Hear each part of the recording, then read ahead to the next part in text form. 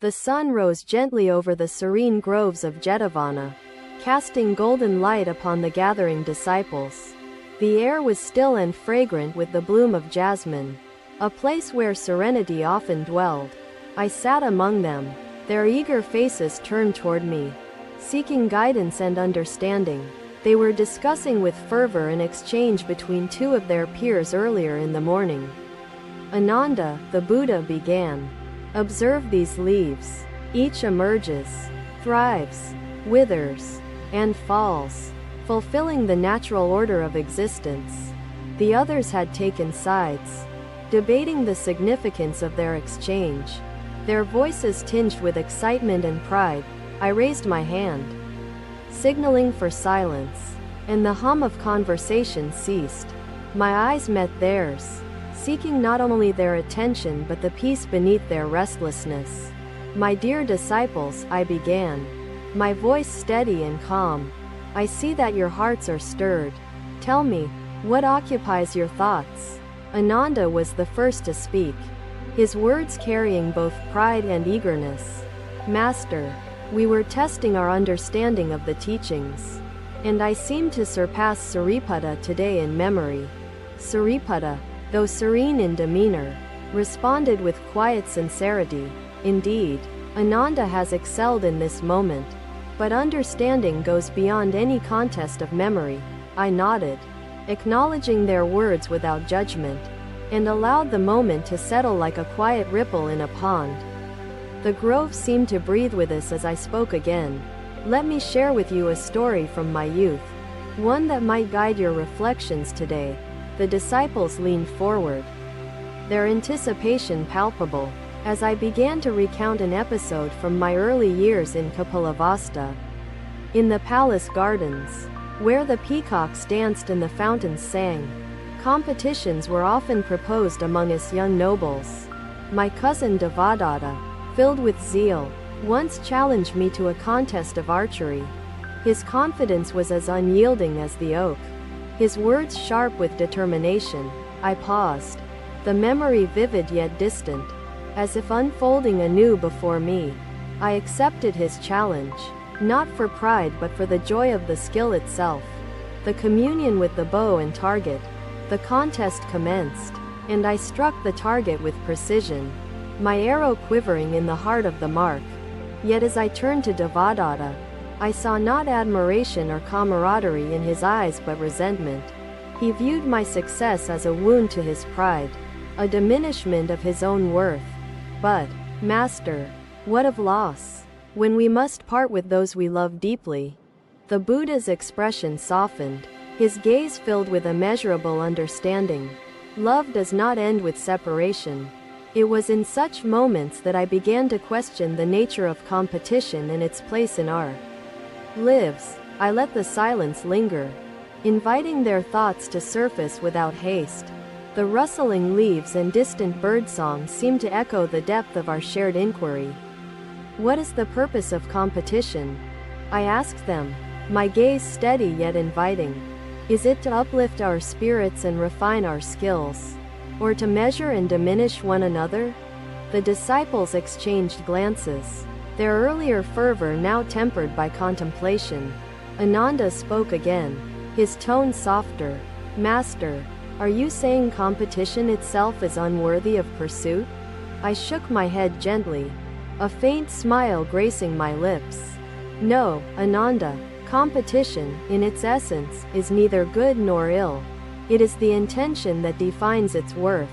When driven by ego and the desire to surpass others, it becomes a source of suffering. Yet, when approached with humility and the intent to grow together, it can be a path to wisdom and connection." I gestured toward the ancient trees that encircled us, their roots entwined beneath the soil, unseen yet inseparable. "Consider these trees," I said. "Though each one reaches for the heavens, they do not do so in rivalry. They grow alongside one another, sharing the nourishment of the earth and the light of the sun." "Impermanence awakens us to mindfulness," the Buddha declared. "It teaches us to savor each fleeting moment, holding nothing in excess." Sariputta, His voice steady and wise. Spoke.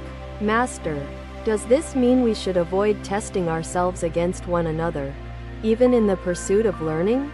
I regarded him with respect, my voice carrying the weight of both challenge and reassurance. Testing oneself is a vital part of growth, Sariputta, yet, it is the spirit in which it is done that matters.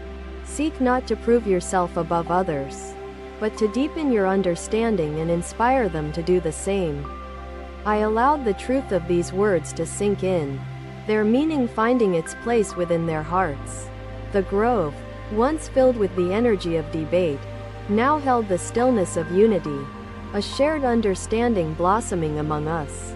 The light of the sun shifted, casting dappled patterns upon the ground, as if nature itself nodded in agreement, and so, I concluded, let us not see one another as adversaries but as fellow travelers on this path. Each of you is both teacher and student, both unique and inseparable from the whole. Let your competition be like the dance of the waves, rising and falling together, each movement enriching the ocean of wisdom.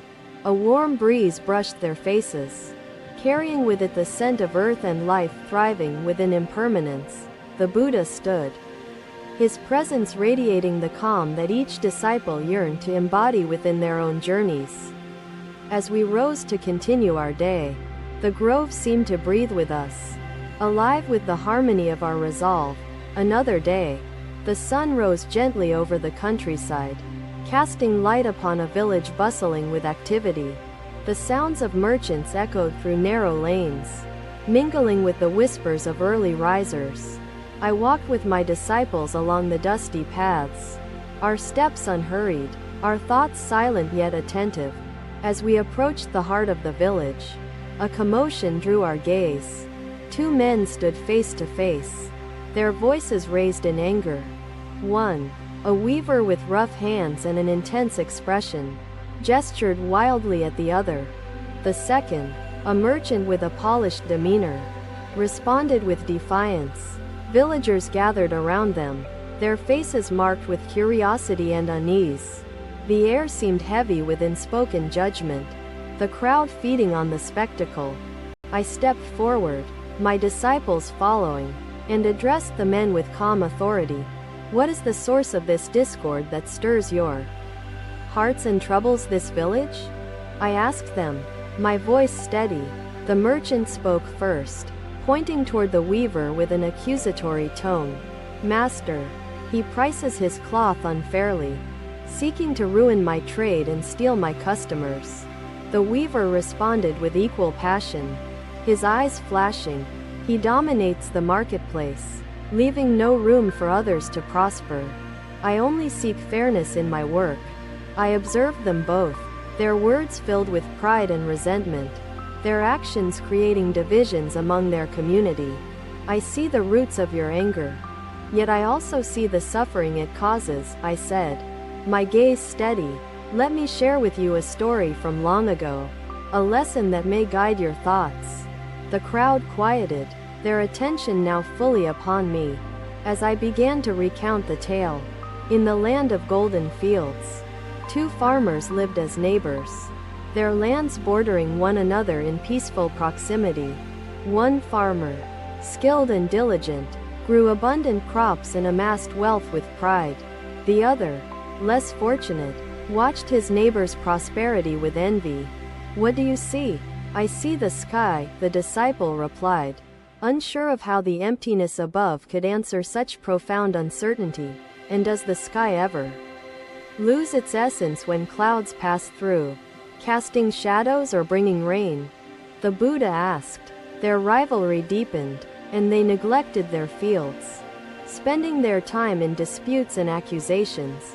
Then came a season of drought, when the rains failed and the earth cracked beneath the scorching sun. Mara listened intently, feeling the wisdom of these words sink into her thoughts and transform her understanding of existence. Master, Mara said hesitantly, how do we live, knowing ourself is an illusion yet still experiencing individuality? The Buddha smiled softly and replied, do not resist individuality. Mara. I paused, letting the weight of the story settle among the villagers and the disputing men. The merchant and the weaver exchanged glances, their anger now tempered by reflection. The villagers murmured softly, the tide of the commotion shifting toward quiet understanding, competing without compassion or cooperation is like planting seeds in a desert, I said, my voice carrying the weight of truth. It yields no fruit, only emptiness and suffering. True prosperity comes not from dominating others, but from harmony and mutual support. The merchant lowered his head, his polished demeanor giving way to humility. Master, I have allowed my pride to guide my actions. I see now the harm it has caused. The weaver, too, softened, his intense expression replaced by quiet sincerity. I have sought fairness through anger, and it has only brought discord. I wish to find a better way. I smiled gently, the light of understanding beginning to dawn among them. The path to true harmony lies not in defeating one another but in lifting each other up. Let your trade and your labor be guided by respect and wisdom, not by greed or vanity. I turned to the gathered villagers, their expressions thoughtful and open. And let this community be one where rivalry becomes friendship and ambition becomes a shared journey. Together, you can create a thriving village, rooted in kindness and cooperation. The merchant and the weaver bowed deeply, their hearts lightened by the lesson. The villagers dispersed, their steps slower, their thoughts richer with meaning. My disciples and I continued our journey, the countryside stretching before us, alive with the promise of growth and understanding. Another day had passed, and the seeds of wisdom had found fertile soil. The journey continued, our steps weaving through the fabric of life, bringing light to each corner we touched. Another day. The sky was pale with the early light, and a mist clung to the forest where we walked. The path wound gently through the trees, the air cool and fresh with the scent of pine. A young monk approached me, his face troubled, his steps hesitant. Venerable sir, he began, his voice trembling, I feel consumed by the desire to surpass my fellow monks in devotion and practice. His words hung in the air, heavy with the weight of his struggle. The disciples around us turned their attention to him, their curiosity mingling with empathy. I regarded the young monk with compassion, my gaze steady and warm. Come with me, I said, motioning for him to follow. We walked in silence, the forest opening up to reveal a serene pond surrounded by lotus flowers. In compassion, the illusion of separation fades, and we find peace in connection. Mara smiled softly, her spirit uplifted by the hope and clarity the Buddha's teachings had offered her troubled soul. Master, they are perfect in their stillness, each unique and radiant.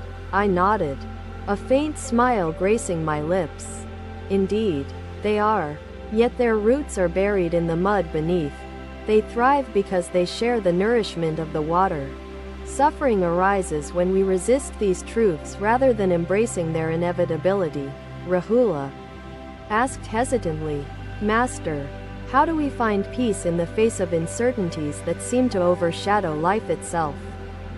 The Buddha gestured toward the scattered morning dew, glistening on blades of grass before disappearing under the warmth of the sun. I continued, the pursuit of excellence should be like the growth of a lotus. Rise above the mud of envy and ego. My voice carried the weight of truth, each word deliberate yet gentle. Remember the roots that connect you to all beings. Let your efforts inspire others, not alienate them. The disciples gathered closer, drawn to the clarity of the lesson, their hearts attuned to the simplicity of the lotus's wisdom. Mara spoke softly, Master, I often fight against impermanence, clinging to what I cannot keep. How do I release this struggle?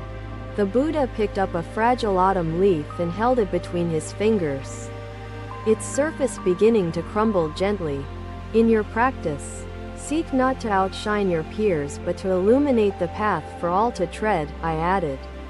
The mist began to lift, the sunlight breaking through the trees, casting gentle warmth upon the pond and the lotus flowers. The lotus in the mud does not compete for attention, yet it commands it through its quiet beauty, I said. The young monk nodded slowly, his troubled spirit replaced by a calm resolve. I will practice with humility and joy, Venerable Sir. The other disciples bowed their heads, the lesson finding its place within their hearts. The Buddha gestured toward the sturdy tree nearby, its branches swaying gently under the soft caress of the morning breeze. The tree bends with the wind, the Buddha explained. The pond behind us remained a quiet testament to the wisdom of the lotus, its blooms reaching toward the sky with grace and unity. Another day had passed, and the lesson of the lotus had illuminated the hearts of many. Our steps wove through the forest, carrying the light of understanding forward, touching each corner of the world we encountered. Thank you for watching. Buddha's teachings are always with you. Subscribe to our channel and we will see you in the next video.